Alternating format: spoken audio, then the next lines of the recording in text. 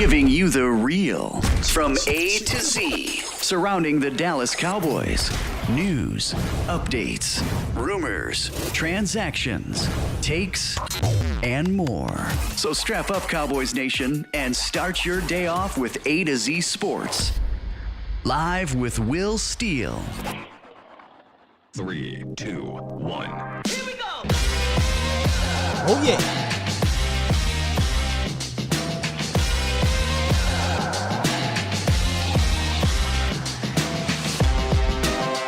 Good morning, good people. Welcome to A to Z Sports Live, presented by Texas Family Fitness, Freeman Mazda Hyundai. Streaming live on YouTube, Facebook, and Twitter. I am your host, Will Skywalker Steele. Boom! Today we will pick up our State of the Unit series. Cornerbacks. See, we got a hater in the house already, man.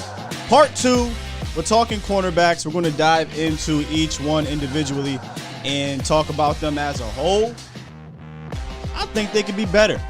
I think they can be better than they were last year.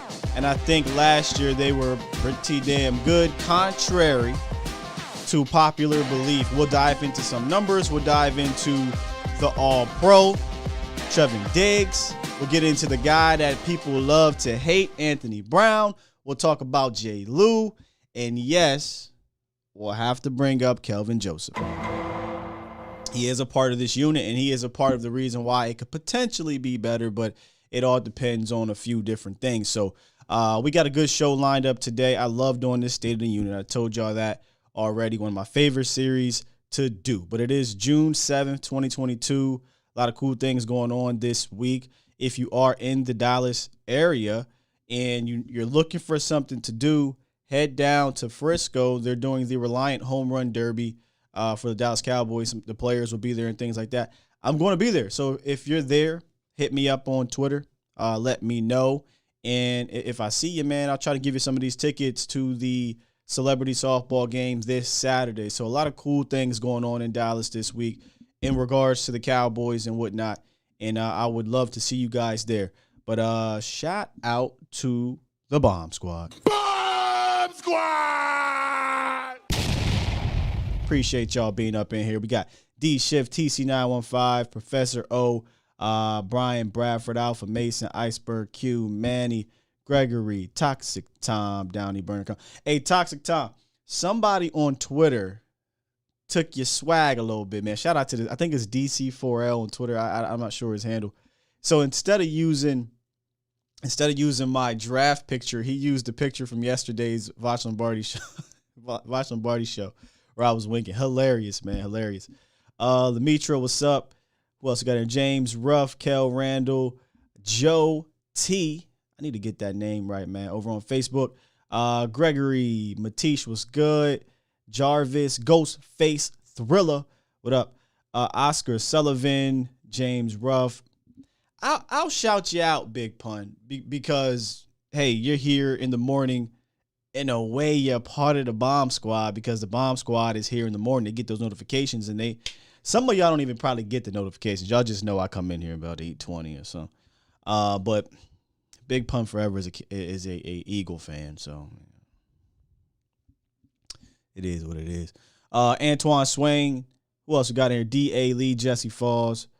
Set it off, Chris in the building. Gotti Baby was good. Anthony Moore, 68-1. Boy, Cash Money was good.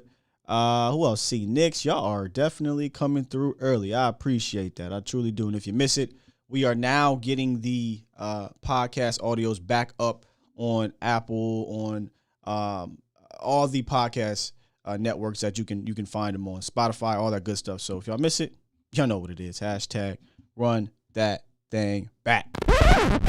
What's up, Peasy? Jake the Great, Mr. Radborn. Man, y'all in here. I love it. It was good, Sully. Good stuff lined up today, and I want to hear your thoughts. So if you want to, call in 351-999-3787 as we let this thing build up a little bit more.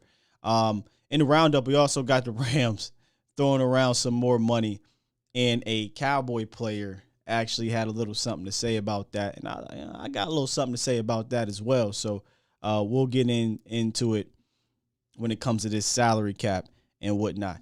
And before we do, for those who are here and know my intro to the morning roundup, those that are privy or know who the actual first voice is, I believe it's the first voice, is Vader. And I had to rock my Vader shirt today in honor of him. Rest in peace. He passed away, I think, last year or a year and a half ago. One of the best big men there were. So without further ado, it's time. It's time. It's Vader time. It's time! It's time! It's time! It's time. It's time. It is time for. It's time for the morning roundup. Round 'em up, boys. Yes, indeed. This is the morning roundup presented by Texas Family Fitness. Solution for your fitness goals, where they're just more than a fitness club.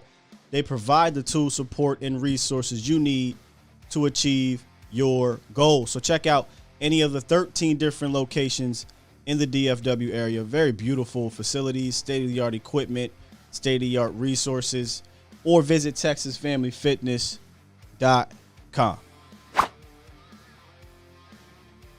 Well. How the turntables, as my guy says on The Office. No, seriously, there's no turning tables here. This is what the Rams do. But Aaron Donald received a $95 million contract restructure. And are we the least bit surprised? The Rams, this is what they do. They just know how to massage the cap. They just do. But here's a little clip from Charles Robertson's article on Yahoo, kind of detailing Aaron Donald's deal. Donald's reworked deal has a total value of $95 million, which is $40 million more than he was previously scheduled to make. It also includes a $65 million guarantee, which outpaces the $63 million the Rams quarterback Matt Stafford received earlier in the offseason.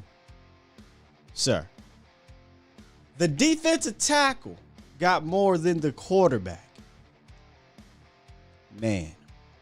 And again, this is just along the same lines of what the Rams have been doing over the years, and that's, shelling out big money to their top guys. And this is the top guy. I mean, he's drafted in 2014, and he's been to the Pro Bowl 8 times, All-Pro 7 times, Super Bowl champion, 3-time Defense Player of the Year.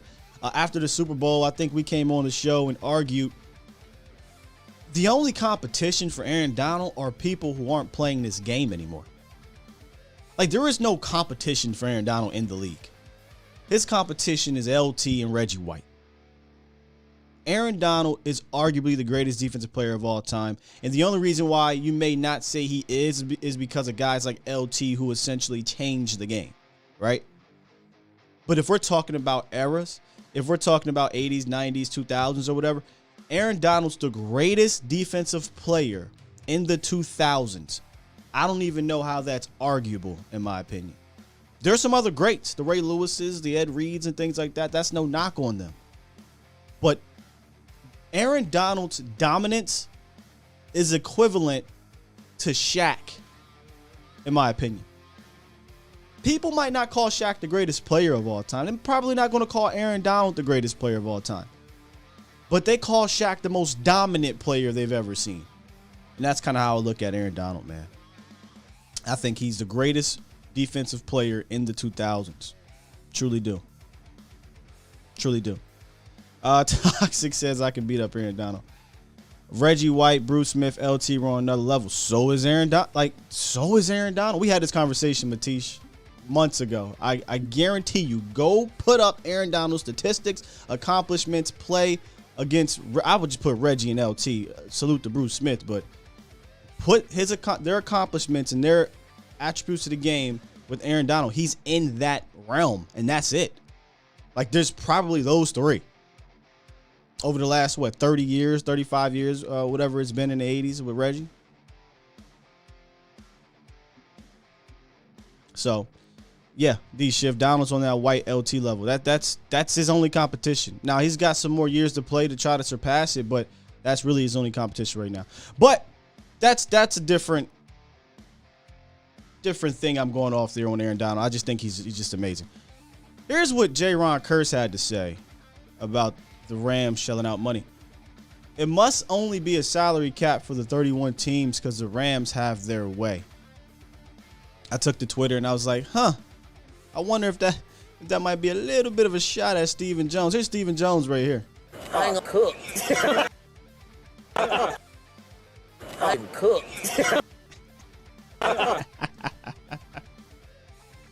Yeah, a little bit, just a tiny bit of a shot, I think, at Steven. But obviously, he's talking about, all 31 teams. But yeah, man, the Rams just know how to work that cap.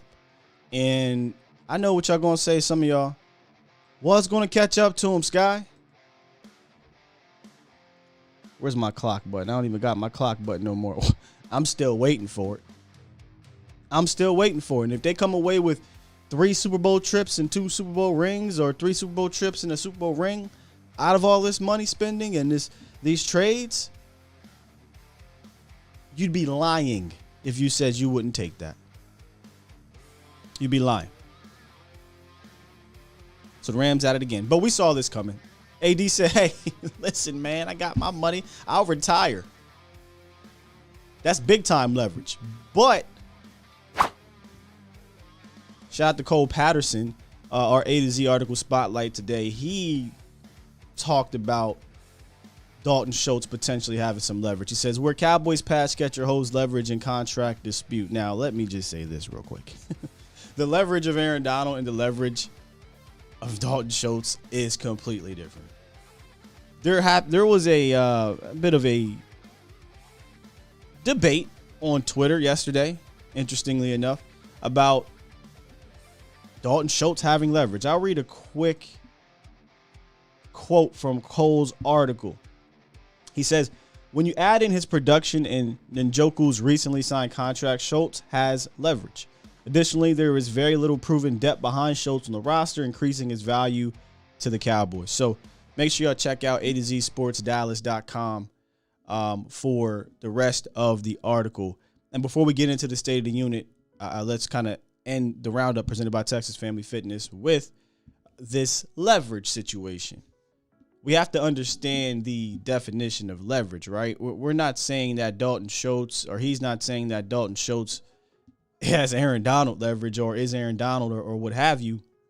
But by definition of leverage, he has a little bit, but he also lost some as well. The little bit of leverage he has is that, like he said, what's behind me? Jake Ferguson, Ian Bunting, Jeremy Sprinkle. Like, there's not a ton behind him. So, and so he doesn't have to report, which really ain't much leverage, but it's a little bit of leverage. There is some. He could hold out of camp, which would be silly to me, and be fined. But I think he gave up a ton of that leverage when he signed the franchise tag, which his people probably said, yo, sign that now. That's $11 million. I don't know if we're going to get you $11 million on the market at that time. And then the market started to pick up a little bit. Other tight ends started to get paid. The Njoku deal happened. Gesicki got paid. I personally think both sides can be true in the sense of, no, one side's true. He does have leverage. I'll say that. He does have some leverage. And it's the fact that they don't have anybody behind him, and he can hold out if he wants, but it would be a poor decision, right? But he lost a lot of it as well when he signed that franchise tag tender. He did. So if you want to check out the rest of that article, you can. Good article by Cole Patterson on A to Z Sports Dallas.com. It was a pretty big debate yesterday on the show. Let's see. Professor O says Ferguson hasn't signed his deal either. That I did not know. And I believe that he has until for camp. if he's not signed before camp, he won't count against the 90-man roster. Which, by the way, just kind of throwing stuff out there. I think we're going to do, once we get into that weird dead period, probably maybe a little bit before, we're going to rank this roster from top to bottom. Now, I don't think we're going to include the rookies because, I mean, we really can't. But we're going to do something fun with that, excuse me, and rank this roster to get us through until we get to camp. Just popped in my head there. All right, let's see. Dudes holding out like he's Kelsey. Listen, we talked about that yesterday. That part of me is like, come on, man. Who you think? Who do you think you are? Think you are, Schultz. I'm gonna try not to read that, dude. But really, are you contributing there? I put this on the front office, and this continues to show the dysfunction. Yep, we talked about that yesterday. And honestly, part of his leverage, you could argue, is the front office and the way they've maneuvered over the years.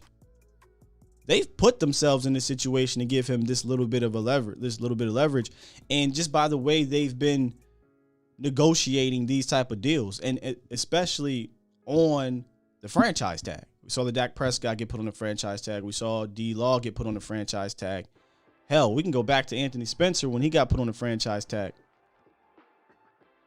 There's a pattern, and that's why I said yesterday on Twitter, like this is standard negotiation practices in Dallas. Standard. Hardly is it ever smooth sailing when it comes to these big money contracts if your name isn't Tyron Smith or Zach Martin. And even Zach Martin had a little bit of a hiccup. And, one day said, you know what? Yeah, I see y'all another week. And they're like, oh, wait, you for real? And then they got that deal done real quick because it's Zach Martin. It's Dalton Schultz. The odds of that happening are pretty slim to none, I think, of him having the same amount of weight as a guy like Zach Martin. So it's an interesting topic, man. It truly is, because there's two sides to it, and we'll talk about it all the way up until probably training camp. CJ says, Sky, what do you think we will do with that $22 million we just got back? Get the money, y'all. There's poor people around. With your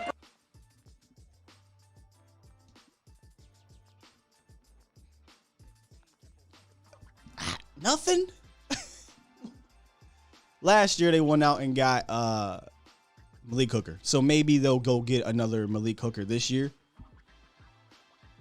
But evidence, data has shown me they're not going to do anything with that bread from a franchise or from a free agent standpoint. It doesn't seem like they're going to do that. Possibly they'll save it and they'll talk about how they have to pay Micah Parsons in 3 years. You know what I mean to say, man? Let me say, what you broke at? All right, man, we got to get Los on the horn real quick, and then we'll jump into this state of the unit, because I got a bone to pick with these Diggs people that just continue to get on Diggs. It's strange to me. I did some homework yesterday. I dove into the numbers. There's some interesting things, not just for Diggs, but the passing defense in general, that I think are kind of going under the radar here because big networks and social media. So we'll get into that, but let's get Los on the horn right quick. What's up with you, Los? Good morning, Sky. Good morning. Good I know morning. I've been MIA, but I hope you've been good, man. I have been good, man. man. I'm going to make my real quick, so it's going to be under 2 minutes, I hope. So Dalton Schultz should not get paid, and I swear it's going to tie in with Trevon Diggs. And if Cowboys haven't learned from Zeke, they're just full at this point using money overall and overspending the value in their position in football. Because I truly believe the only player, that should have been extended a long time before Zeke was Dak. And if it wasn't for that, we wouldn't have been having all these problems on and off the field. On the field, because conspiracy, if you get paid, you're going to have to get the ball. And thinking every player that puts a star on their helmet deserves to get paid, I'm not saying they don't, but in my case, you got to show it to deserve it. You know what I'm saying, Sky? Hey, I listen, I don't want people to get this twisted. Just because I understand Schultz's move, I understand the reasonings for him doing this, does not mean I think that the Cowboys should cave and pay him upwards of $15+ million a year. I don't view him as that kind of player. So you can, both things can be true, right, Los? Like, you can be like, hey, dog, get your money. Right, get your money. But then you can also understand why the Cowboys wouldn't be wanting to do that for a tight end in this offense, which really isn't a feature position. So Bobby Belt talked about that a little bit yesterday. He said the Cowboys are intending on keeping him for 1 year just so that it can be a smooth transition to the younger tight ends in 2023. They have no intentions on really paying him long term.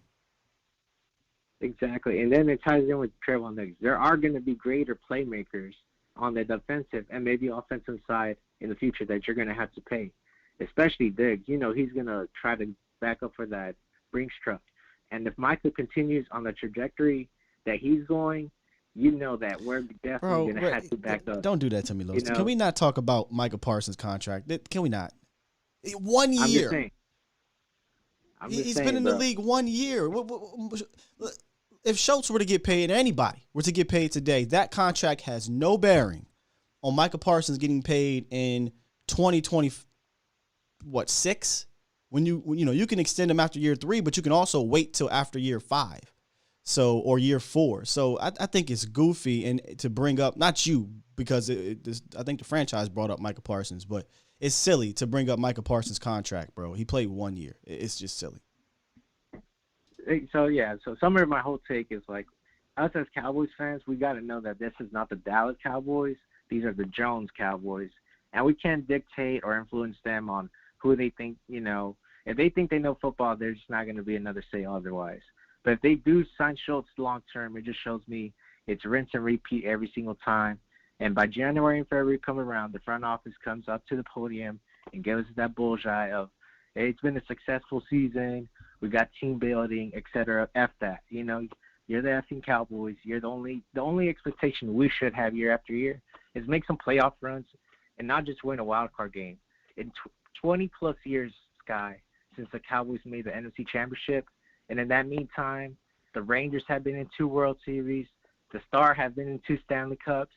The Mavericks have been in Western Conference Finals. And, it just feels like that's by culture and the makeup of a team. And, man, if Cowboys a key influencer for the decades to come, Sky, man, it's just you're the first one to say it. Cowboys do have to win in spite of Jones, but think clearly on stating that can be what other team builds that way, So that's all I have to say, Sky. And indeed, appreciate you, Los. Yeah, I've been saying that for a few years now, man. These boys got to win in spite of certain things. But, yeah, man, that Michael one just gets me because why are we bringing him up? Diggs, understandable. Lamb, understandable because you can technically pay them next year if you want to, or after this season if you want to. But let's kind of focus more on Diggs in the cornerback position before we jump back into the horn. What's the delusion today, Trip Aces? I love delusional thoughts, but Parsons playing 5 years on a rookie deal is top delusion today. What delusion is that? Who is saying Michael Parsons is going to play 5 years on his rookie deal? Even if you want to pay him after year 3, that is 2 seasons to go. Why are we bringing up Michael Parsons? Anyway, because it's a goofy conversation to have at this moment. We're talking about the cornerbacks today. We'll get back into that later on if y'all want to call into the line and talk about it. You can, 351-999-3787. Is this cornerback unit underrated? Is something that I was kind of thinking about as we were getting this to go. And I went and did some more homework on not just individuals, but on the unit in general. And I think we kind of glossed over some of their production. Right? Some of their production from a passing standpoint. Obviously, the chicken and egg conversation where you talk about pass rush versus coverage, et cetera, et cetera. We understand they both have to play together. But when you look at where they were pretty damn good, I mean, top 5 at, and even the pass touchdown percentage not that bad, but completion percentage 2nd in the league, passer rating against 2nd in the league, passing touchdowns per game 5th in the league, incompletions per game 1st, and then passing touchdown percentage 13th. you really don't see a lot of that being talked about. And we all know why, because, I got the two players here on the screen.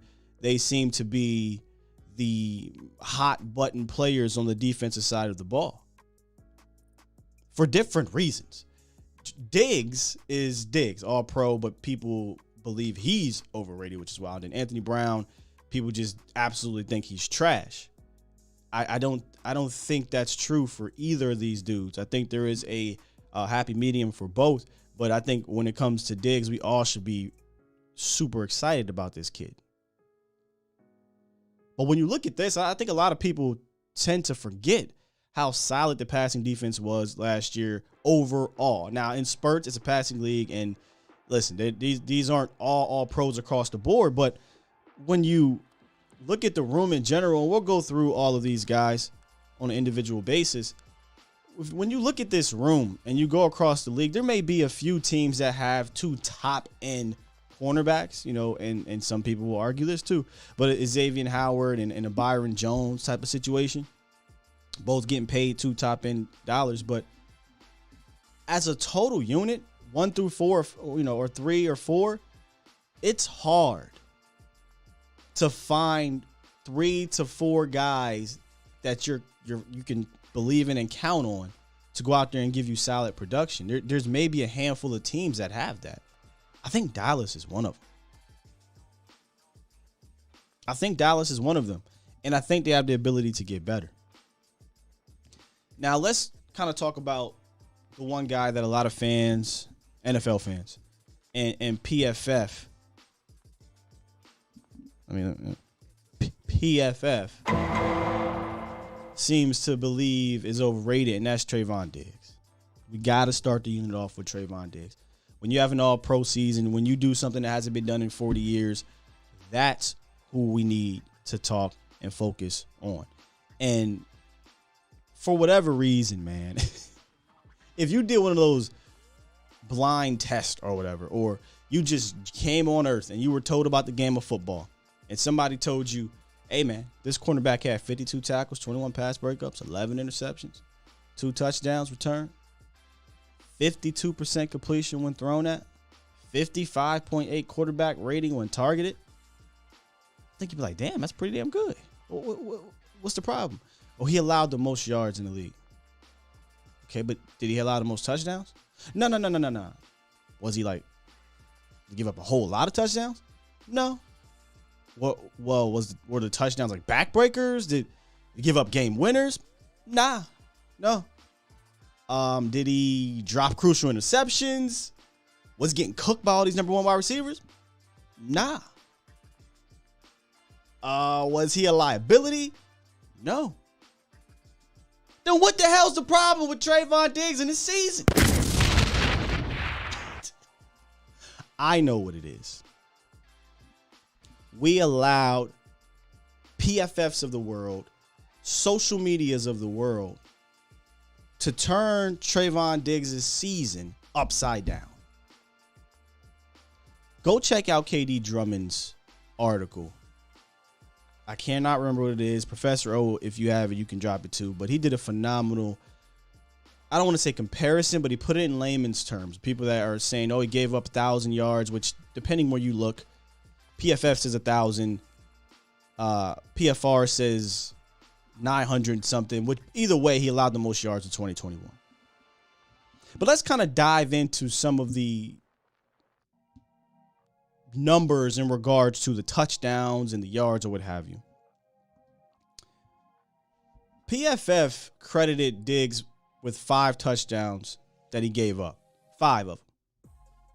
PFR credited him with 4. Whatever. Let's kind of review these touchdowns very quick.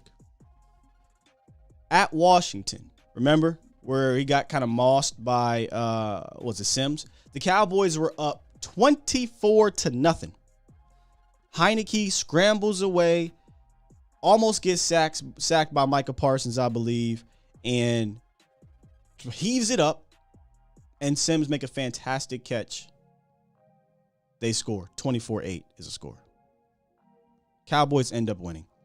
New Orleans, Cowboys are up 27-10. There's about 2 minutes left in the game. Their Cowboys are in prevent defense. Taysom Hill throws a little short pass to Deontay Harris, who does all this razzle-dazzle running around, makes people misses, and he scores 70 yards. But because Diggs is the guy that's lined up across from him and he makes people miss, he gets credited for the tutty and the 70 yards. Final score of that game, 27-10. New England. We all know the crazy sequence in New England. He gets to pick six, and on the next play, it looks like he's expecting help from KZ. Mac Jones throws it up, 75-yard touchdown. Diggs is like, yo, what's good? Depending on who you talk to, they'll have different answers on who that was on. KZ says it's on him. Diggs says it's on him. Both try to take the blame for one another. And Quinn kind of said, hey, both of them. Gave the PC answer. Both of them.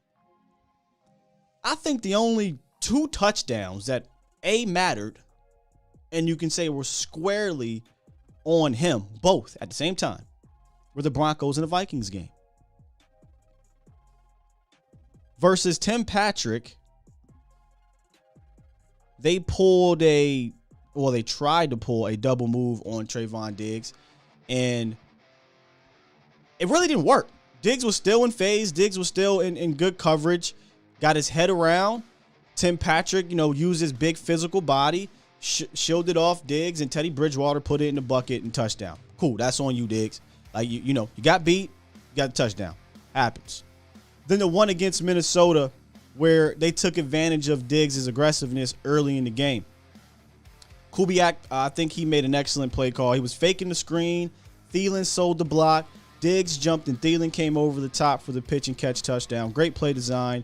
And it was part of that first 15 where I think most other teams have a better first 15 than the Cowboys do. So, hey, that's on you, Diggs. That's on you.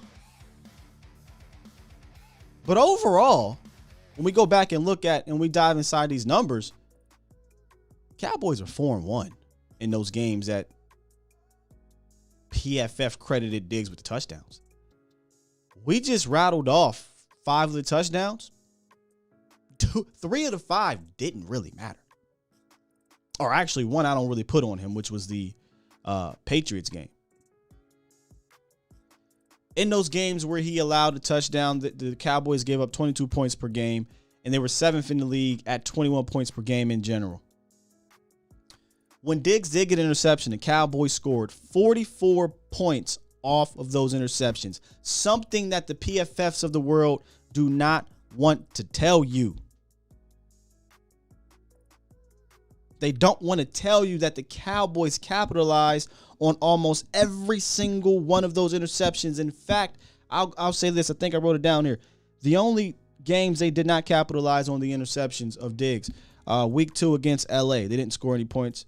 And then against the New York Giants and the New Orleans Saints, they scored no points. And if you remember, the Giants and Saints game was towards the end of the year where the offense was just weird. Other than that, of his 11 interceptions, 8 times they capitalized, whether it be Diggs scoring a touchdown or the offense scoring a touchdown. So when people try to tell you all this stuff about Trevon Diggs this season, if you, A, just go back and watch, and B, dive into the numbers, you'll see it was a fantastic season. Now, was it a perfect season? No. It wasn't a perfect season.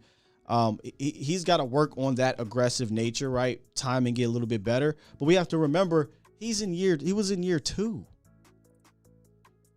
Year 2.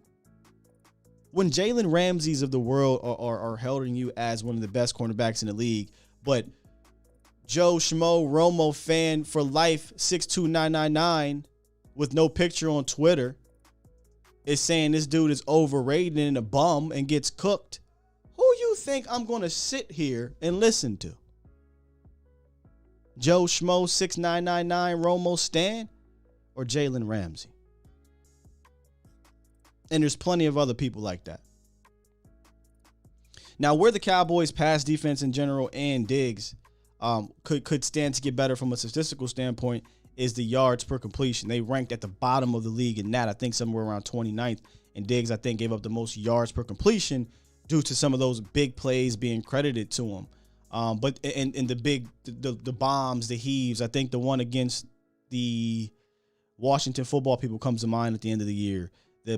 The Tim Patrick pass the 70-yard Deontay Harris. All these are given to Diggs, by the way. The 75-yard touchdown against the Patriots.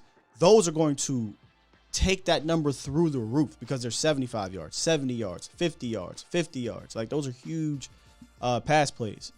So they could stand and get better from a statistical standpoint in that. And from an individual standpoint, Diggs can stand to get better as a tackler. He got worse, I think, last year than he did in his first year. So there's room for improvement, but think about that for a second. There's room for an improvement on your second-year corner who was an all-pro. I say that's a pretty damn good year. I say that's you should be really excited about this cat, man. And you got a lot of fans on Twitter. And got a lot of Cowboy fans who, for whatever reason, just look at this dude as another run-of-the-mill cornerback. I saw the term, he's a make-or-break corner. Make-or-break corners don't hold quarterback passer ratings to 55. Don't give up less than 53% completion. Because you're basically saying either it's a big play on Diggs or it's a big play for Diggs, or Diggs is giving up the catch. I mean, he's clearly not giving up catches at a high rate. So I'm just saying, Lemitra, I can't control the bots. I can do what I can do, but that's why I gave a whole bunch of these wrenches out, and it looks like you guys are handling it. So I appreciate it. I'll go back in here and see what's going on. Man, I talked too much trash on them. They came back in here. I said I gave all these wrenches out, and we was good. And look, they done came back. So I wasn't in the chat when all this was going down as I was breaking down Diggs. I didn't want to stop and go, but I'll get back in the chat and see what you guys have to say about Trevon Diggs.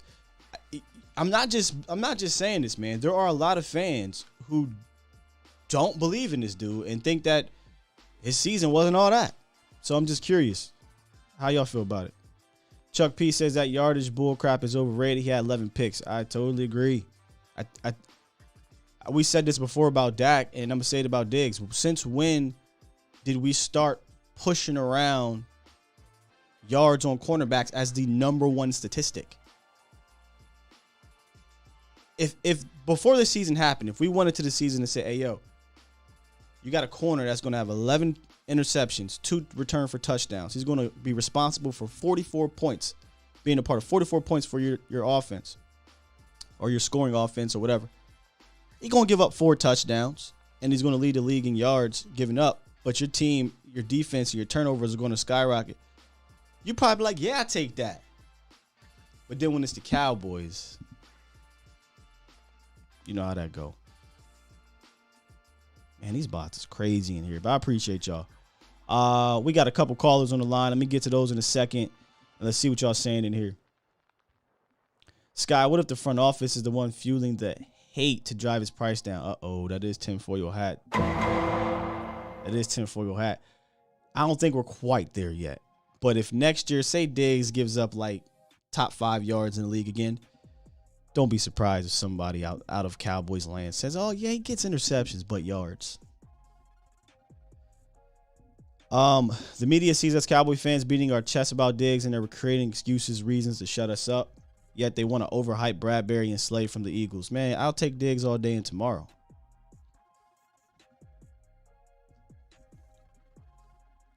Diggs only been playing cornerback for about 5 years, period. He's growing. Yeah.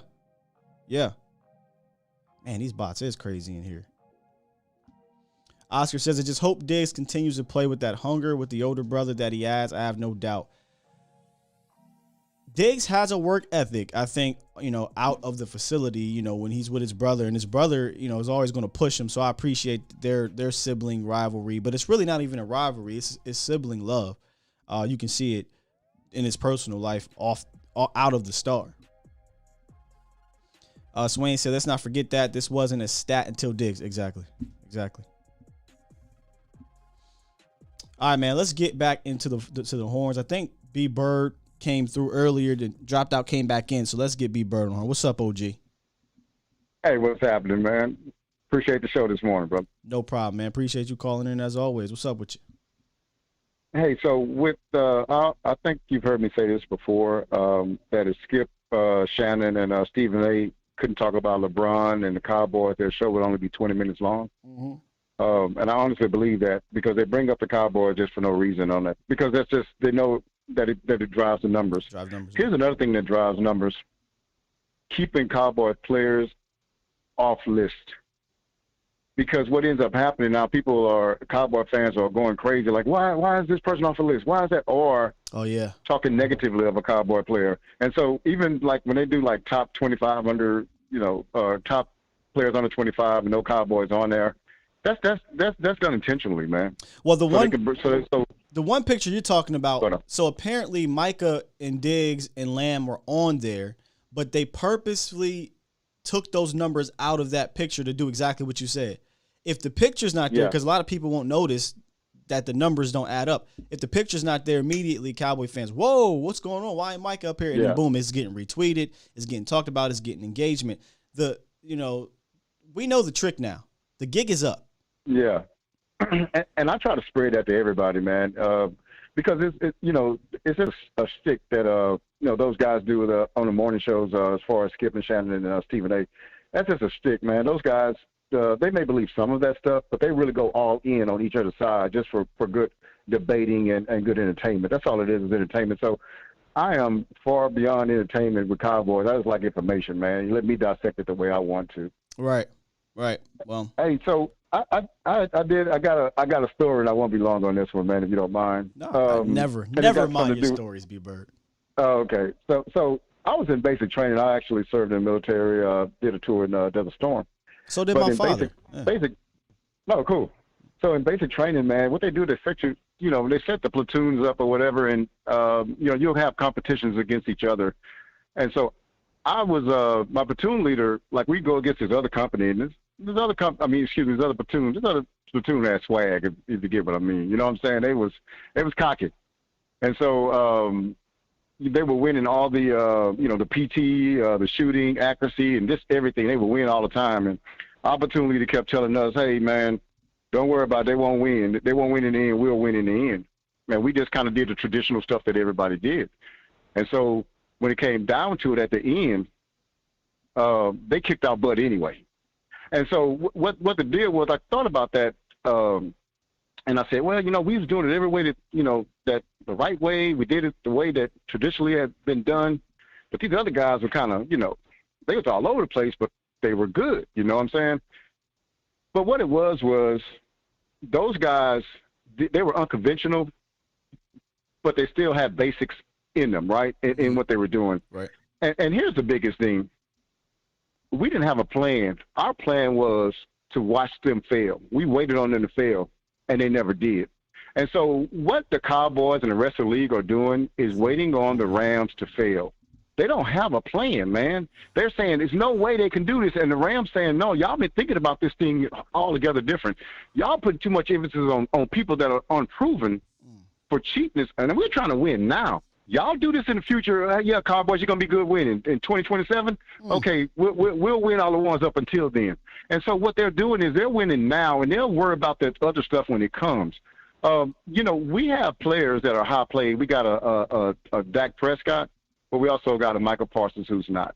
We got a Zeke, but we also have a CD who's not. We have guys that are paid a lot, and then we got guys that are good. We got Diggs who's not. The Rams have nobody that's of impact that's being paid low. So really we should have an advantage over them, but we don't.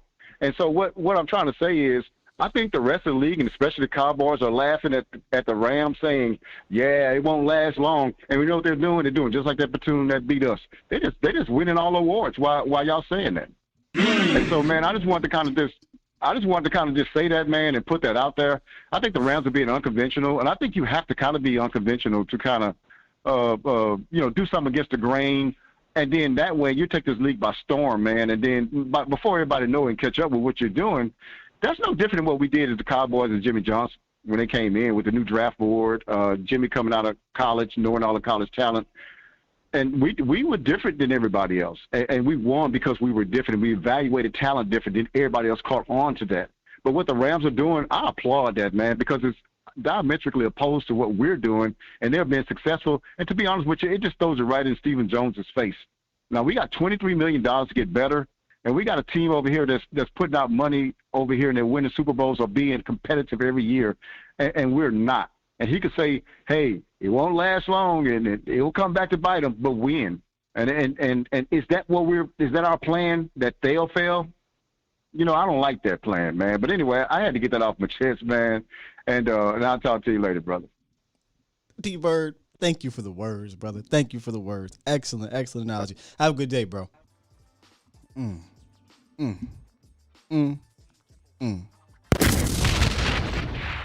just gotta. I'm pulling that out later, by the way. That is getting pulled. Because that analogy was on point. The Cowboys are waiting for the NFL or the Rams to fail. And if you go back and you listen to Stephen Jones, and I'm going to try to find this audio from it and plug it in right together because it's exactly what he just said. Stephen Jones said something, and I'm paraphrasing.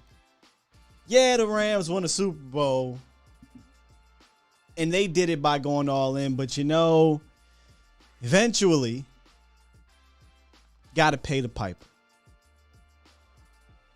And I've seen Stephen Jones' disciples come on this channel and kind of share that same energy, and I'm like, y'all are completely missing the point. You're completely glossing over the thing you do the all-in for, the aggressiveness for, and it's the damn Super Bowl. I don't know how many times I got to say it. We talked about it ad nauseum during free agency, after the Rams won, before the Rams won, because we talked about how the Bengals also, were utilizing some of that Rams in them, not as aggressive. But the way that B. Bird just dropped that analogy with this platoon, doing things unorthodox and getting results, but also having some fundamentals within their unorthodox approach, man, it's just fantastic. I mean, just a fantastic call, B. Bird, and it just sums up how I feel about this organization in regards to the totality of team building and trying to actually win a Super Bowl. And again, I don't mean to dive, go off topic here with the State of the Union, but I can't get over that. I think it was just a fantastic analogy, and it makes all the sense in the world. All the sense in the world. So, Stephen Jones disciples, please, I urge you to call into this show and combat what was just said and tell me why that's wrong. And tell me why the approach that Stephen is doing is the right approach. Because I don't think it is. Thus, putting more pressure on the players and coaches to overcome the front office. And I digress. What a bar. Let's take a quick little break and talk about this week's Ride of the Week. Then we'll get back into the horns. And we're going to try to speed through the rest of this because I can already tell we're going to get some good calls today. This week's Ride of the Week is the 2022 Mazda 3 hatchback for buyers with a champagne taste but not a sparkling cider budget. The 2022 Mazda 3 delivers a premium package at a normal compact car price. It's offered both as a sedan and hatchback and can be equipped with optional all-wheel drive and a punchy turbo engine and enough upscale features to be taken seriously. It has all the modern update features as we talked about.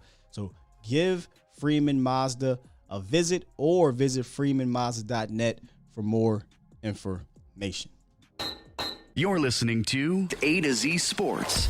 Do it live! At some point, hoping to broadcast In front of the millions of Cowboys fans to bring you the real. But for now, strap up and here's your host, Skywalker Steele. I'm Luke Skywalker. I'm here to rescue you. We'll do it live.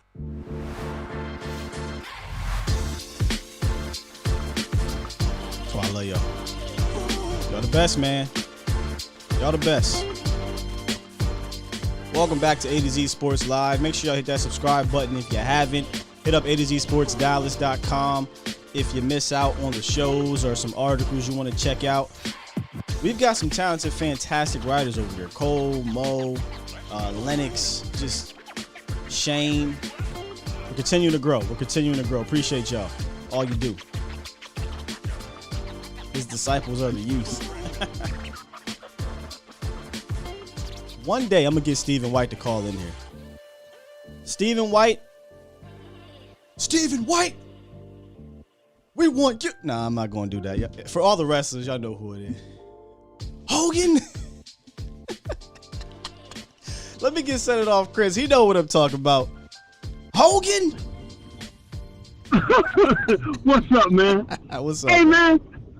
Hey, man, you remember the first time you heard Brush Your Shoulders Off? The first time you heard that beat drop, right? When you brush your shoulders off, right? That's how I feel, right? Yeah. When you heard that, right? That's exactly how I feel coming up behind B Bird when he just dropped that bar that he just. I mean, I'm like, my face is scrunched. Like, oh, that was nasty.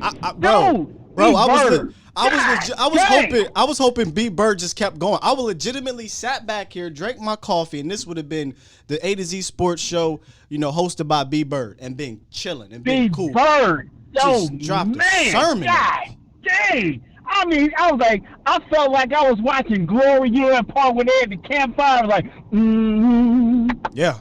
Well. Dude, he was, yeah, you know what I'm saying? Oh, God dang. But let's stay on topic. Let's stay on topic today. Okay. Hey, tell me something, Scott. What's more important, defensive total yards or defensive scoring? Scoring. Like, how many points the defense allows?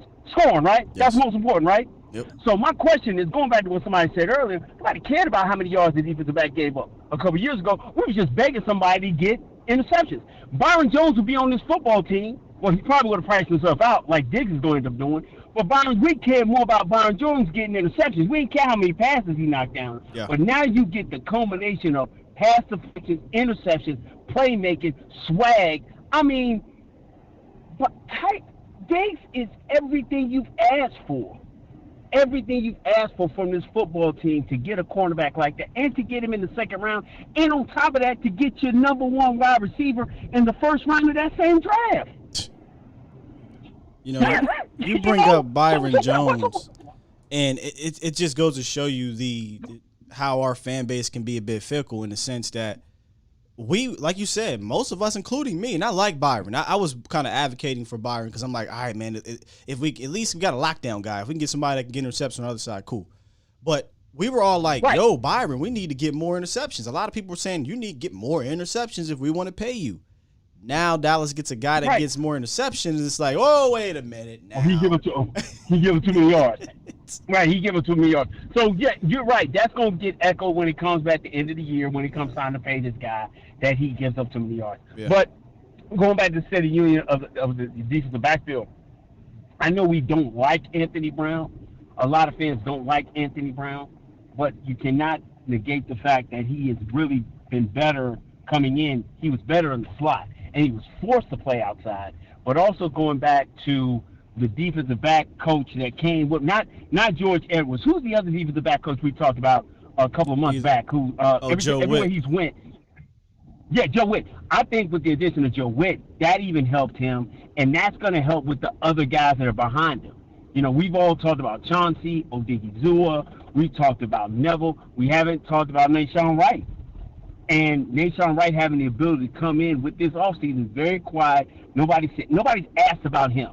I think when you had Bobby Bell on or somebody, next time you talk to one of those constituents you had, how's he looking out there? Because I think he helps, God forbid, Kelvin Joseph. Kelvin Joseph. I'm boss man fat. I'm gonna still call him boss man fat. I understand he made a mistake with Daggone. We all done made him. He's still an amazing talent. Bad decision making. Amazing. Yeah. Amazing talent, just bad decision making. But if he ends up losing half a season, if Nashawn Wright can come in and play the corner, the outside corner, and you can move the more experienced and better player Anthony Bell in the slot, that really puts you in a better situation altogether, man. So, all this stuff about what we have to pay guys in the future, we already know how the Joneses deal when it comes to money. We're seeing it again. They don't. Yeah, we know how they handle it. And I've said it to you before. The day that when Steven is in full charge of all the bread, that's going to be the day we all going to be in trouble. Because like you said, man, what the Rams are doing. Rams are only doing what the Cowboys did 28 years ago. That's what they did. Yeah, man. Hey, listen, man. I'm gonna just chill, listen to the show, man. With much love to all the whole nation, man. Love all y'all, and I'll continue to listen to the show. Talk to you later, bro. Appreciate you, Chris. Enjoy the rest of your day, brother. Appreciate it. Mm-hmm. Yeah, we're going to touch on that's the ride of the week. We're going to touch on Nahshon Wright a little bit. Not a whole lot, because not a whole lot to say. But we'll dive into him as well. I do remember Clarence Hill stating there's been nothing notable about Wright so far. That could change, and it looks like the cornerback room is the cornerback room. And he talked about AB. And listen, we'll go real quick on AB because we kind of dove into him a little bit in detail last week or 2 weeks ago. But hey, you know, these guys had career years. Anthony Brown, J. Lou, Diggs all had career years. Joe Witt's in town. They keep the same coordinators. I just think that these dudes can, at the very least, now for Diggs it's going to be tough, but at the very least maintain the production that they had. But I think one thing about Anthony Brown that yesterday, again, when I was prepping and doing things, I ran across a couple Diggs interviews, and then I remember, I think it was Quentin Bohanna. We had Quentin Bohanna on the show. Diggs last year said Anthony Brown is like a big brother to me. Bohanna said Anthony Brown is the big homie. And these are things that, as fans, we look at these guys from the outside, but when you listen to the players on the inside, maybe the value of Anthony Brown stretches beyond what he does on the field. And I know you might say, well, what has AB been done to be that dude? I think it's a different situation when you've been around for 7 years, right? Now, AB hasn't been at the top of the mountaintop. Not at all.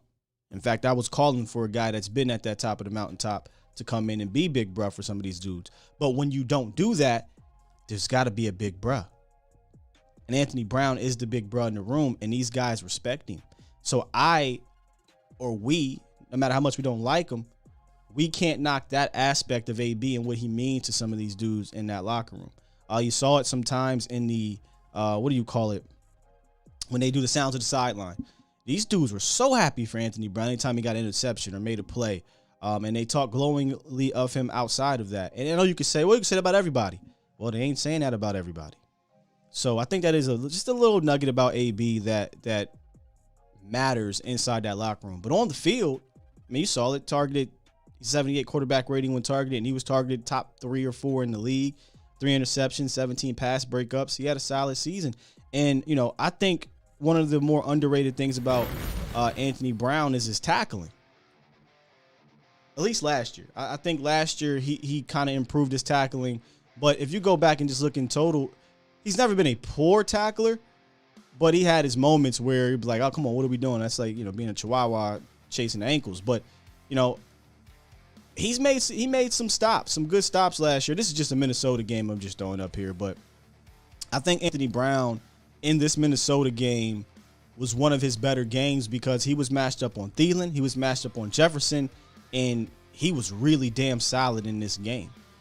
Now, we could find the plays he got beaten, all that stuff, but I'll harken back to what I said earlier in the show. You're just not going to have Pro Bowlers across the defensive backfield in regards to corners. So if you got one like Anthony, if you got one like a Trevon Diggs, then I just need that dude on the other side to be solid. And I think AB was solid. Cowboys Nation. So, again, Anthony Brown going into year 7, last year of the deal, which is also interesting, by the way. Maybe this is something we'll have a conversation about towards the end of the year, middle of the season, maybe a progress report at the break in the season. What if AB has another good year? What if AB improves on his year from last year? That'll be a very interesting conversation to have because then we're going to not only look at AB, but guess who we're going to look at? Kelvin Joseph. And we'll get to him in a second. Kel says AB average at best. I don't think that's necessarily a bad thing. Yeah, I mean, like if AB was your number 1 corner, that'd be a bad thing. Number 2, you can live with it depending what's around him, and he's got a lot around him. As a number 3 corner, sure, we'll take that. And we'll get to that number 3 corner in a second too. AB tackles well, but his decision making out of backpedals are suspect for where he was drafted. He's been very solid. There was a lot there, but yeah, where he was drafted, he's performed above expectations. Remember, we had that show where we were talking about players who performed above expectation. Anthony Brown has clearly shot through that ceiling. He's a 6th-round pick who's been in the league for 7 years and a starter for Dallas for most of them. And he had a career year last year. So even if he didn't have a career year last year, he's put together enough okay seasons for a 6th-round pick. You say it's a dub. But I think he's definitely outplayed his value as a 6th-rounder. Quietly, we have gotten stronger at safety, which was one of our weakest points on defense, Hector, and that should alone help our cornerbacks. J. Lou going to show out in the Atlanta game against Russell Case. Funny you bring up J. Lou, Jay. We're going to talk about J. Lou here in a second, and I do have the Atlanta film on J. Lou and all the other guys as well. Yeah, Trey don't like my man. Anthony Brown is 8 o'clock show, Sky. Yeah, he don't like. There's nothing I can say to Trey about Anthony Brown. He thinks he's trash. Very much improved. T-Mac, this is the quote from AB. I don't know what I have to do to show the world I'm like that too. I do like that mentality from AB. I thought it was funny because, I mean, he ain't like that. But he was solid last year. What's good, Dylan? Adrian says, don't talk logically about AB Sky. They ain't going to hear you and wanted him cut when Jalen was cut. That's kind of crazy. Cut him when Jalen, but I'm not going to sit here and be a hypocrite. Say maybe 2 years ago, I was kind of like, man, I'm out on Anthony Brown. I ain't gonna lie to you, but he was getting cooked. Well, man, say I ain't gonna lie, I'm getting cooked. It was like, all right, man, let's get an upgrade here. And then they went out and got Kelvin Joseph, and I thought maybe that'd be there. Then I guess that pressure put on AB, and it wasn't. See, week 1 was week 1, right? We were definitely like, damn, AB, come on, man. But then after that, I thought AB kind of put together some solid outings and made us forget about week 1. But, hey, man, I don't think you're going to make everyone happy about every player. And let me just say this. When I give AB credit for last year, that does not mean I'm not looking to get better at said position. I want Kelvin Joseph to take over that spot because he has more potential. His ceiling is higher. He's younger. He's more athletic. I want him to be that dude. But if he doesn't beat him out, I'm not going to force that. You know what I'm saying? Man, that Raiders game was so frustrating because I thought AB was in good coverage most of the game. Those penalties were bullshit. He had 4 penalties called on him. By the way, he had 5 total in the season. 4 of them in that game. Freaking 4. 22 penalties in total in that Raiders game. I mean, can we literally call that an anomaly? I think that was an anomaly in the NFL, period. 3 of the 4, I think, were bullshit. To be honest with you. That's just me. All right, let's get 571 on the horn. What's up, 571? 571 going once. Hey, what's up? What's good? So you're talking about Trevon Diggs today? We're talking about Diggs. We're talking about all the corners. Diggs, AB, J. Lou, all them boys.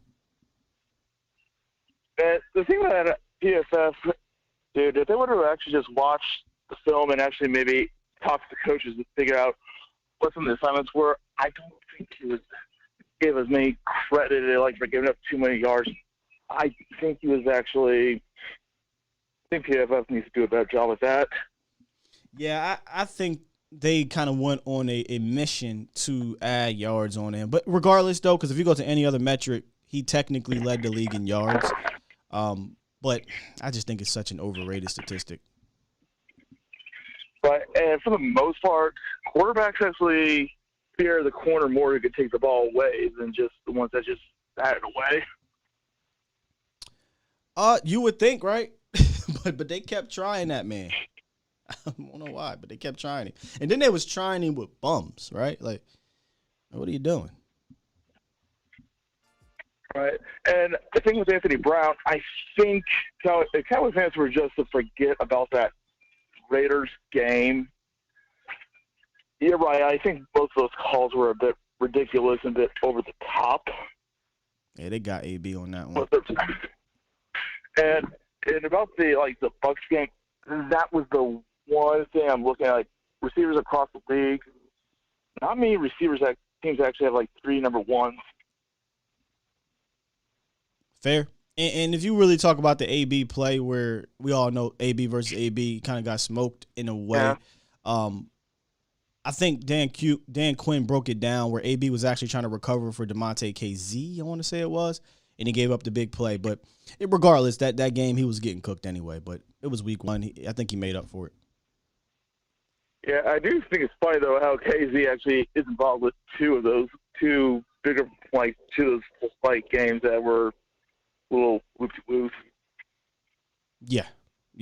He's gone now, and I think Malik Hooker will be much better in that role, which he was serviceable, but he kind of hit a wall there. And honestly, what memorable play did KZ make after like week 6? I don't remember many.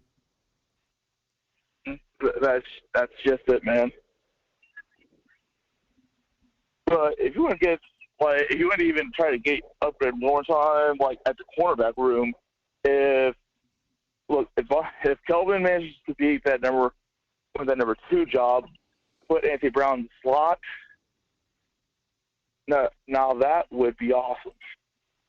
Yeah, I think I said this before. I like AB in the slot. I wish at some point they would have switched it up. I would have kind of wanted to see Jordan Lewis on the outside maybe 2 years ago, and see if he can, pick up, because he had some good outside reps in his rookie year, but they just kind of kept putting him in the slot. And I think he's rounding into a solid slot corner.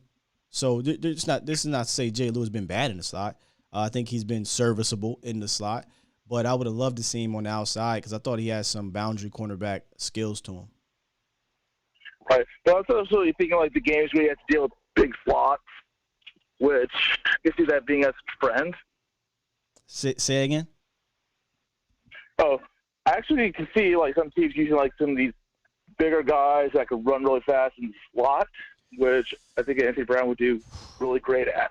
Oh, you're okay. You're saying the receivers. I was about to say, I don't know if I want to put a big corner in the slot because unless they're super twitchy, but yeah. No. But hey, man, appreciate the call, man. Oh, they say they might call Sky. No problem, man. Enjoy the rest of your day. Before I get to my guy, D Shift, let me pull up the next guy we're going to talk about here, and then we'll get into the Young Bucks, and that's Jordan Lewis. I thought it was only right to start off or kick off the unit series of cornerbacks with the top 3 guys, Diggs, AB, and Jordan Lewis, who, again, had a career year. 61 tackles, 11 pass breakups, 3 picks, a sack and a half, which, man, I think Jordan Lewis was rounding into one of our better slot blitzers since Orlando Scandrick. I used to love Orlando Scandrick blitzing. 68% completion rating when target, which in the slot, I know that's a high rate. You probably, whoa, you give up 68%. And his quarterback rating, depending where you look, but I usually look on PFR. I think it was in like 90 something, but that slot job is tough. Do I think Jordan Lewis is the best slot corner in the league? No, I don't think he's the best, but I think he's respectable in that league. I think after year 1 or 2, or even when he was drafted, and this could be my fault or maybe fans' fault, but I kind of viewed Jordan Lewis. I thought he was going to be that guy. And after a few years, I told this story before. I talked to JC, and I was like, well, I'm still waiting. He's like, yeah, but Sky, it's been 4 years. I'm like, damn, it has, huh? J. Lou probably is what he is. And that is, I think, a very serviceable, reliable slot cornerback. Who, again, when you look at the unit, at those top 3 guys, Diggs, Brown, Jordan Lewis. Now, Kelvin Joseph is in front of Lou, but whatever. I think that's a very solid group in totality. You can break them down individually and be like, he's not better than this person individually. He's not better than that person. But as a total group, when you can get 17 interceptions from your top 3 corners. That's nothing to slouch on. When your top 2 guys, one has a quarterback rating when targeted of 78 and 55, completion percentages for both of them are below the 60% range. I will take that, Cowboys Nation. I will take that. And then when my slot cornerback only gives up 1 touchdown, I'll take that too. So, maybe I'll ask again. I asked it at the top of the show. I don't know if I read the answers, but is this cornerback room underrated? Is it underrated? And I'll show this stat again. Or at least was it underrated coming out of 2021? I think it's a fair question. No says Q Blake. And here's the thing. I didn't put overrated because I don't think they're overrated. If I felt like people were overrating the cornerback room, I would ask both questions. I don't think they're being overrated. I don't think anyone is really looking at the Cowboys secondary in general, but specifically the cornerback unit and like, yo, that is a top cornerback unit in the league, which is the reason why I'm asking the question. Should they be considered in that top 10 cornerback units in the league? God, man, these bots. Come on, YouTube. Get your damn act together. Seriously. Let's see. Kel says, with the draft capital invested in the cornerback position, at what point are those small vets considered progress stoppers? When you say draft capital, are you talking about in 2020? I want to talk about those boys right now, but I want to get D Schiff on the horn. If you're talking about Kelvin Joseph and you're talking about Nashawn Wright, they're only progress stoppers if those guys are better than A, B, and J. Lou, right, Kel? Like if they're better than those dudes and we're just not putting them out there. For instance, remember in 2020, we had old Mike Nolan. Old Helen Keller. Anybody see D3? Hilarious. Old Helen Yeller. We had old Mike Nolan. And we were screaming, what are you doing with these veterans? Why is a guy like Darian Thompson playing over Donovan Wilson? Darian Thompson is what he is. He was what he was. But in this case, I don't think this is a Darian Thompson, Donovan Wilson situation. At least not yet. At least not yet. Because Anthony Brown hasn't played so poorly. You're like, you got to get him out there. Jordan Lewis hasn't played so poorly yet. You got to get him out here. What's interesting about Jordan Lewis, it felt like he got benched last year at the end of the year. I wish I could ask somebody about that. It felt like he got benched. Let's see. There's okay. We're talking about that. Underrated. I'm saying a little. No. This is toxic. I'm probably with y'all. I guess I would have to poll fans. Yo, what do you feel about the Cowboys cornerback room? If you poll rival fans, they're gonna say y'all they suck. I think they are slightly underrated. I think this unit in total is a pretty damn solid unit. Now, when I add in the safeties, maybe we'll have another conversation. When we add in the total DBs, yes, 100% emphatically underrated unit.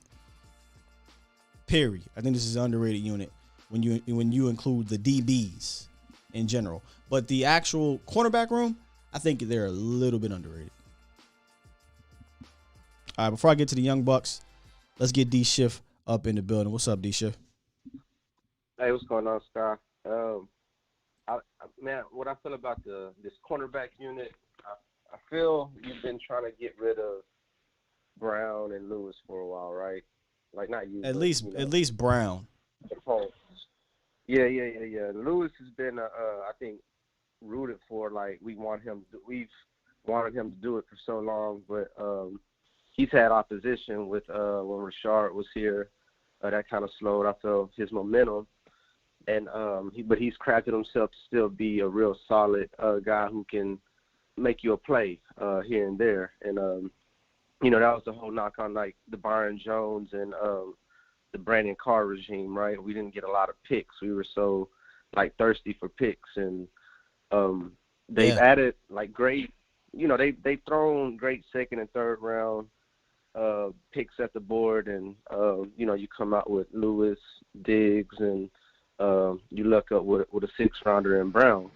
To your point of, you being a 6th-rounder, you far over, to be 7 years in the pros as a 6th-round pick, like as a starter. Yeah, for sure. As a starter, as from a rookie, as a rookie, I think, if I'm not mistaken, and he showed a lot of great promise. But I think as far as Brown's concerned, when you look at the wide receivers he has to play this year, the second wide receivers, he doesn't really have like a lot of. He has more matchups that I feel he can handle than not.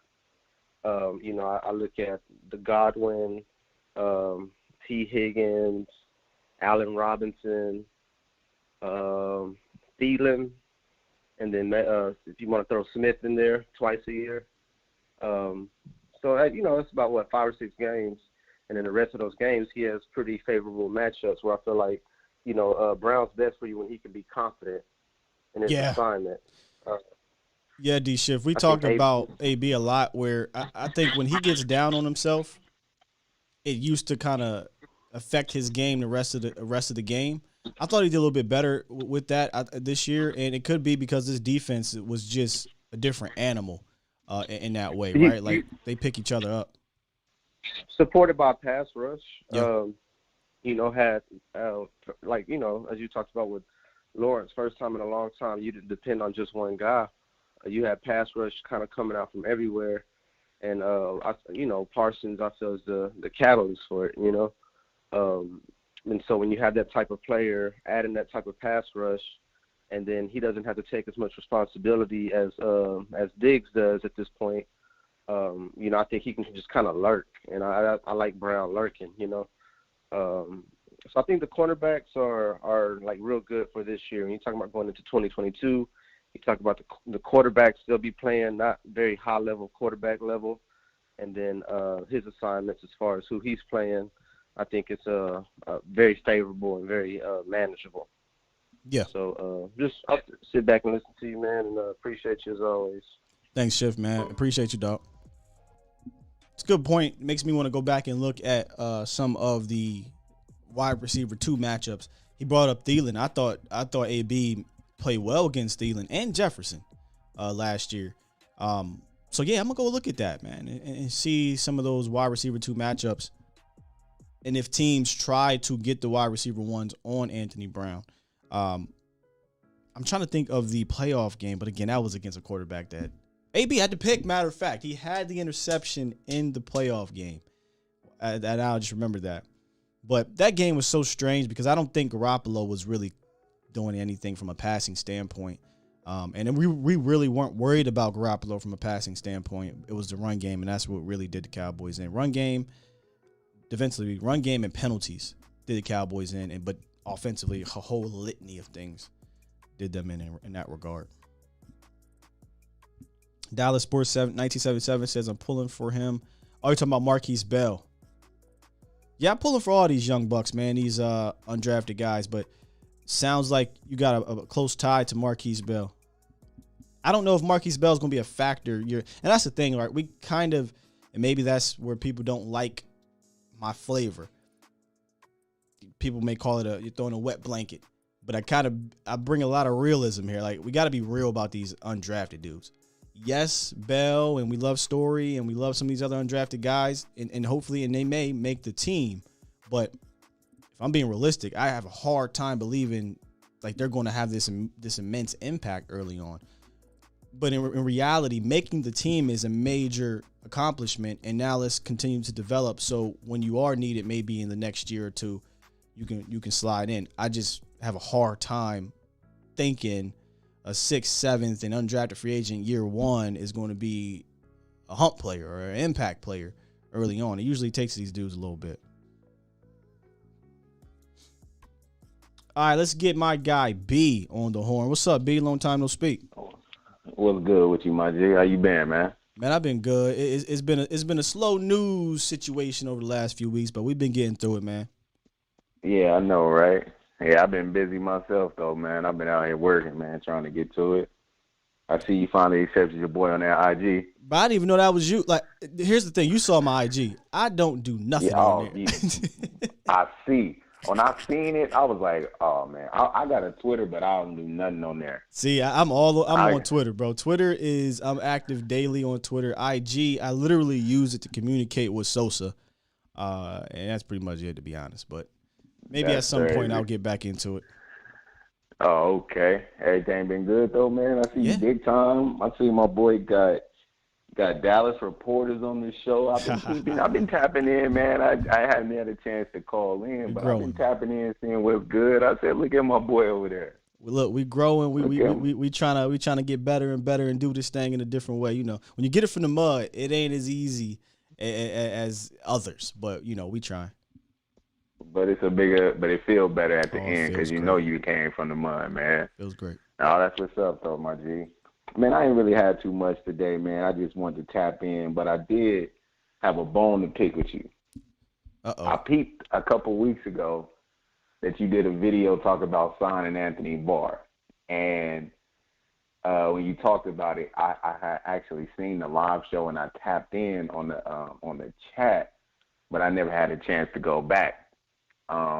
You tried to kill me for that the second week of free agent or third week when he was still unsigned. And I was telling you, I said, yo, what you think about Anthony Barr? I said, I think he'll be a solid addition to the linebacker room. He was like, you killed me because you was didn't want him. Nope, you did.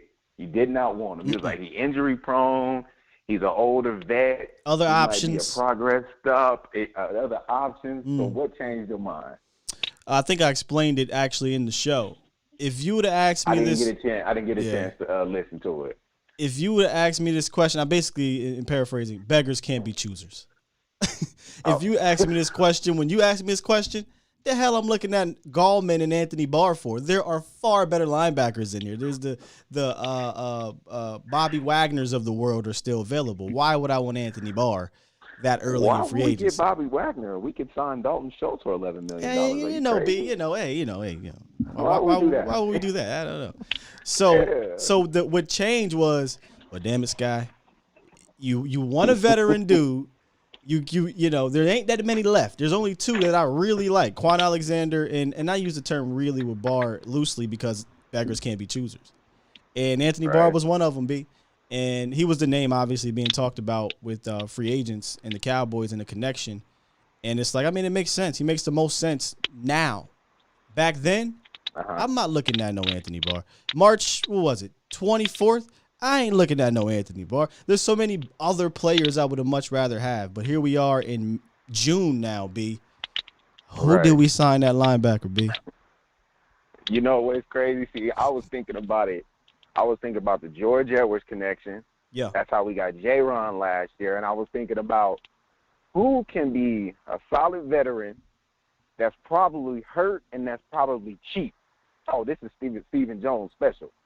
So that's how I was looking at it. So you went with Barr, and in that case, I went with Quan Alexander. I went with Barr because I feel like he can help against the run more. He was supposed to be what Micah Parsons is now. That's what Minnesota was hoping he was going to be when they drafted him, because you remember out of UCLA, he was that. Everybody thought he was going to be that 3-4 guy because he played the rush in the 3-4 in UCLA. But Mike Zimmer said, "No, I think you can play the Mike." He played up and down. He played up and down that linebacker room, and he rushed the passer, I thought, pretty decently. And you know, when we did the deep dive on him, if you remember, we talked about him possibly doing some more pass rush things if he were to come in. And we definitely talked about the injury stuff, and we were like, "Hey, him and LVE could balance each other out. If one gets hurt, you got the other. If the other gets hurt, you got the other." You know what I'm saying? But I was not really key on getting an injury guy like that early on, because why allocate that money? Just go get a dude at the position. Because remember, B, I had linebacker for a couple weeks in the offseason as a number one need. So if I'm looking at linebacker as my number one need, I don't really want a guy like Barr because he's been injury prone. I want a guy like Bobby Wagner. But I digress. Man, we gotta let it go. It's so hard, so funny. Man, it's so funny when you see the boy Schultz over here. Like I don't want to ever come off like I'm trying to get in the way of somebody's Right. paper. Right. But bruh got some nerve trying to hold out. If you ask, probably 70% of Cowboy fans would not have, in my opinion, would not have said, yeah, give Dalton Schultz the franchise tag. If we had a choice to choose between giving Bobby Wagner a 2-year deal at $11 million or Dalton Schultz the annual deal at whatever he's asking for, I believe 90% of Cowboy fans would have chose Bobby Wagner. You know, we don't ever get explanations for things by them. I would love for them to kind of give and it's their business. I guess they don't got to tell us, but I would love to be like, hey, Steven, can you kind of give us a detailed explanation on why you tagged Dalton Schultz? And we already knew as soon as he tagged him, we was like the truth too. I don't want him to lie to me. Well, you know that's gonna happen. It's no way they're gonna sit here and tell us that Dalton Schultz was going to get an annual deal of $12 million a year or higher. Like, it's no way you can tell me that. Now, statistically, has he had a better season than some of these guys have gotten paid? Yep. So in a sense, he has a right to for what he's asking for because his production absolutely exceeds these guys. Yep. I just wouldn't even franchise them anyway. It was.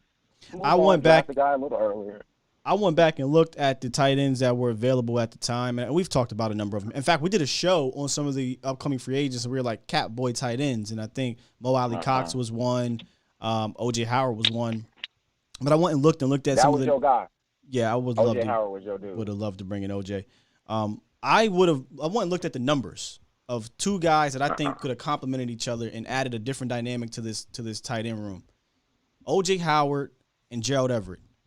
They signed for less combined, than what Dalton Schultz franchise tag is today.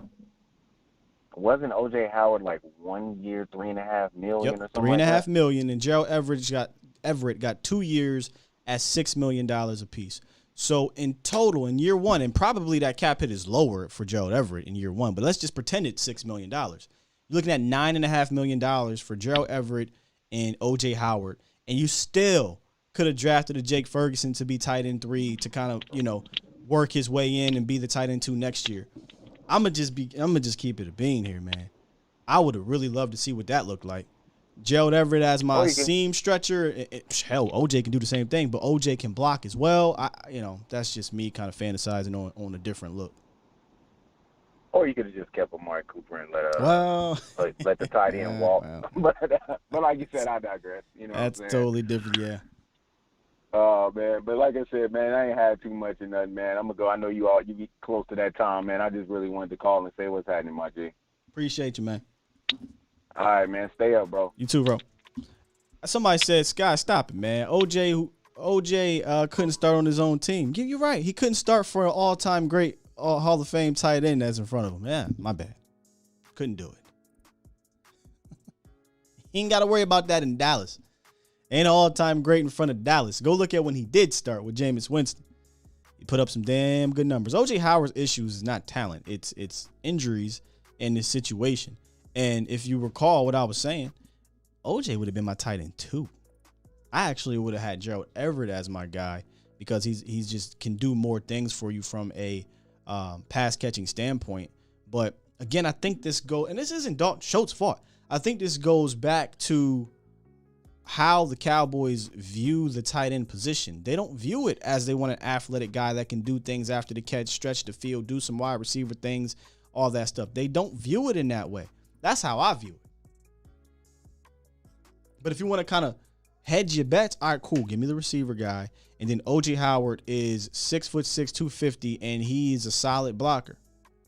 But also he can do some pass catchy things too. So I think Everett and O.J. would have been a fantastic 1-2 punch and would have been cheap. Wouldn't have been that much for, a position that you're not asking them to do a whole lot of crazy things for. But listen, I know we're getting in spilled milk territory, but he brought it up. I wanted to talk about it. I disagree, man. If you're talking about OJ, I think OJ's got talent. I just think he's hurt. Like that's his thing. He's always hurt. Now, is he like so much better than Schultz? That's not. Hell, I would have brought OJ in here to be tight end 2 to Schultz. That's kind of what we were talking about, actually. when we did the thing. If Schultz was going to be brought back, you could still bring in OJ Howard. Especially if we are predominantly trying to do this 2 tight end set. You need 2 tight ends. We could argue, technically right now, Dallas didn't have none, technically, because Schultz is out, but he'll be back. That's neither here nor there. All right, let's get to the last 2 guys, and we're talking about Kelvin, and we're talking about our guy Nahshon. I think I want to start off with Nahshon Wright because he had an interesting year last year. He really didn't do a whole lot of things on the defensive side of the ball, 91 snaps on defense, but he was a major part of the team from a special team standpoint. 255 special teams snaps. That's really all we can really view Nahshon on. There wasn't a whole lot of film from a cornerback standpoint. And we talked about this conspiracy. I call it conspiracy type. It's not conspiracy, but tinfoil hat. Look, I wonder if they drafted Nahshon in the 3rd round to protect themselves from Kelvin Joseph. Because when we really look at it, it was kind of a redundant pick at that point. Now you go back and you play hindsight. You go look at who else was picked. A handful of guys, I guess, worthy, whatever, at this point. But it was redundant because just the round before, you took Kelvin Joseph. And that is where I think this cornerback unit could stand the chance to be better. They can be better if they just rolled out Diggs, Anthony Brown, Jordan Lewis, and those guys continue to ascend, right? Get better under this new unit or under this new regime. But if Kelvin Joseph can take that year 2 leap, now you're talking about this unit getting that respect, not being underrated anymore, actually being rated, period. Just don't know if Kelvin's going to be around, y'all. We asked Chill about the Kelvin Joseph, Nahshon Wright stuff. They were like, he kind of laughed and was like, man, ain't nothing changing right there. Right now it's Diggs, Brown, J. Lou. Early, so no need to panic, no need to trip or anything like that. That's who it is. Diggs, Brown, J. Lou. Let's see what happens when we get to camp. Let's see what happens in preseason. Let's see if that battle intensifies. I would love nothing more than Nahshon Wright and Kelvin Joseph to put the pressure on these boys. If not, as one of the commenters said, are they progress stoppers? Nope. If they can't beat them, if they don't look better, they're not progress stoppers, right? And we got 1 year, so we can't talk about a whole lot, but has Quinn really played into that progress stopping stigma? I don't think so. I mean, we saw guys like Bohanna get ticked. All those rookies last year besides Nahshon got ticked because the cornerbacks were playing well, but Osa got ticked. Micah's a different story. We saw these young bucks play. Golston was part of rotation, so you could argue that Dan Quinn wouldn't allow this progress stopping to happen if these dudes showed that they were worthy. And Quinn's gotten trust. He's given me a whole lot of trust. I believe Dan Quinn in the decisions that he makes with this team from a coaching standpoint. Remains to be seen from the drafting standpoint in regards to Kelvin Joseph, Nahshon Wright. I'm gonna wonder. I'm gonna put a pin in this one. I'm gonna wonder what led into that, because I know, spill milk again. Asante Samuel Jr. was available. I personally, and I knew this was probably not going to happen, but now hindsight 2020, it would have been beautiful to have. I wanted Jeremiah Owusu-Koramoah. Ah, my gosh. When we got to pick 44, if y'all mind real quick, we in the weeds. We in overtime. We got to pick 44. I looked at Boss and OC, and I was like, hey. I know we just took Micah, but this linebacker unit, I got a feeling. Quinn's here now. I got a feeling. He has a type. I got a feeling. I would love to get JOK. Can you imagine Micah Parsons and JOK? Gosh, man, you talk about speed and athleticism and power and hitting and the things that Dan Quinn, the fun he could have had with that unit. But they took a cornerback. And I was, I was high on Kelvin Joseph. I was like, cool, man, we got Kelvin, man. Good lockdown dude. But then when you really dive into it, it's like Asante Samuel probably should have been the better pick because he played more. His tape was solid, the pedigree, the less risk, whatever. I don't understand the height requirements thing because you re-signed J. Lou, you re-signed AB. So, and Kelvin's not that much bigger than Asante Samuel Jr. So I just never understood what made Kelvin stand out more than Asante Samuel Jr. But again, spilt milk. But Asante and JOK, I'm not sure if Bolton was even available. But I would have wanted JOK anyway. But I digress, man. I think that would have been an amazing duo to have, and it just never happened, man. All right, so that's the state of the unit, man, with the cornerbacks. If we had to we'll rate a number. What is your confidence level in this cornerback room from 1 to 10? Your confidence level in the cornerback room. As we didn't go into super detail on everybody. With Diggs we did, but just your overall confidence level heading into 2022 on the cornerback unit from 1 to 10. I'm going to say a 7, which may seem high to a lot of people. But I'm pretty confident in this group. And it probably has a lot to do with what happened last year and a lot to do with Dan Quinn. A lot to do with, I think the pass rush is still going to be a good pass rush, so they'll be helped. I don't think you have a super liability in that top 3. And a lot of people are going to say, oh, AB's trash. I know you're going to say that. I know he can get picked on and things like that. But I don't think there's what's the cat from Cincinnati? Eli Apple. Right? You know what I mean? Somebody said, I think on Vacha, who is the cornerback opposite of Ramsey? I mean, you might know, but cornerback opposite of Cheeto, who a lot of people don't even think Cheeto's all that, but yeah. Like, you don't need to have this spectacular unit from 1 to 3 or 4 from the cornerback position. I think spectacular is Diggs, and then you got solid, and I think you can live with that. So I'm going to say 7. Give it a 7. I think I'm losing the YouTube chat on Restream, so I have to go into here. All right, give me 1 second, y'all. So AJ says 7. Tony 7. Chris 7.5. Over on Facebook, CJ says 8.5 because of Joe Witt. Big boy from VA 6. D Block 7. Big Sarge and D Law. Big Sarge and David Lawrence, call you D Law. They are very high. They go 9 and 8. TC915 said, can you imagine JOK and Micah? Come on, man. And Jabril, come on, man. TC915, man. I really wanted JOK. I wasn't even in the first round if we didn't get Michael Parsons type of stuff and we traded back. I was like, hey, give me JOK. Let's see. Kenny D's 8. T-Mac 8. Gregory 8. Q Blake 7. C Burleson 9. Okay. Aline says 8. Toxic, you Toxic, you gotta be you, huh? 6.9. 7.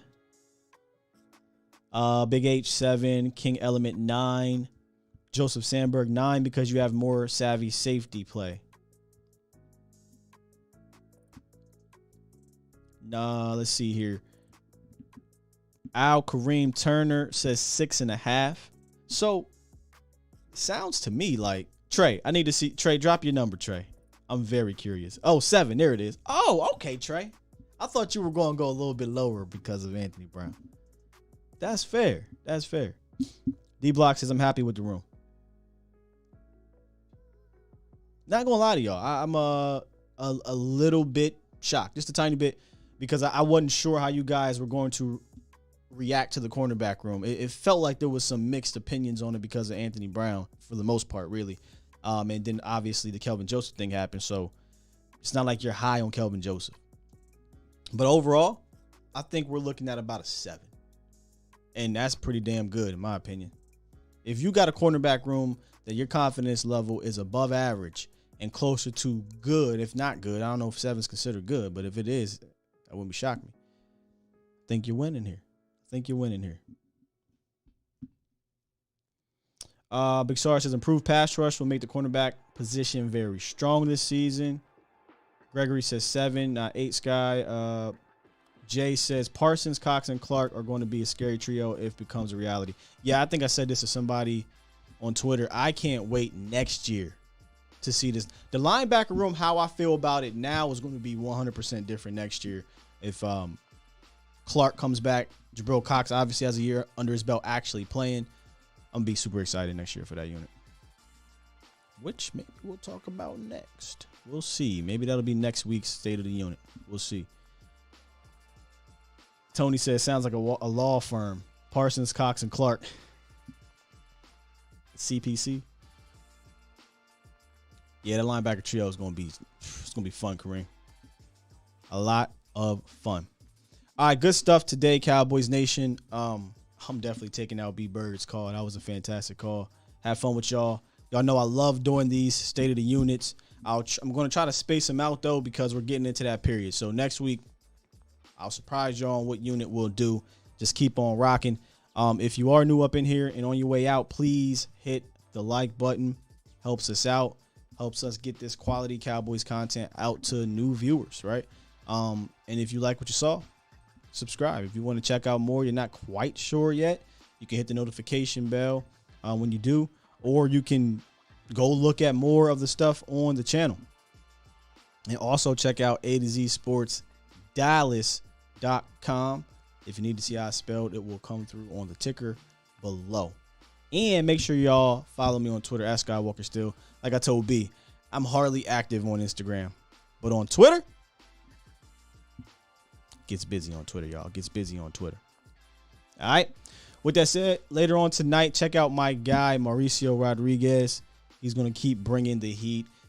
I say all the time, he's getting better and better with his show. I think it's a good show. I just truly do. Trey said, Ace Guy made a Twitter just to shoot you a message on tips on creating content. If that's all right. Absolutely. Hit me up in the DM. Sometimes if you're not following me, it goes into a reserved message or something, but I'll find it. I'm always open to ideas and things like that. I love ideas because, ask wifey, I will literally roll over, grab my phone. I have a note and put an idea in my little notes in my phone because my mind never turns off. I'm always trying to create creative and quality content for y'all. I don't want y'all to tune into this thing and be like, man, why are we talking about Jerry Jones buying liquor at 7-Eleven?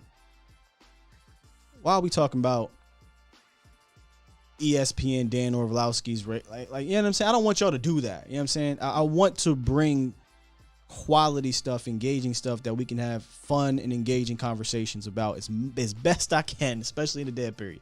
So I'm all open to it, man. Hit me up. Twitter at Skywalker Still. And yeah, let's wrap, brother. Let's wrap. Jay Lombardi threw up the Vader. Can I throw it one time? Let me just play this beginning part. Shout out to Vader, man, and the Vader Bomb and the Bomb Squad. Bomb Squad! Y'all the best, man. We out of here. Y'all be safe. Have a great Tuesday. Hit me up on Twitter if y'all want to continue the conversation. I will be dropping a clip from the show later today, so make sure y'all tune in for that. Oh, I need to drop the full Bobby Belt interview too. If you missed that yesterday, really good stuff from Bobby Belt. I'll have that for y'all. Y'all be easy. Love y'all. We out. Peace.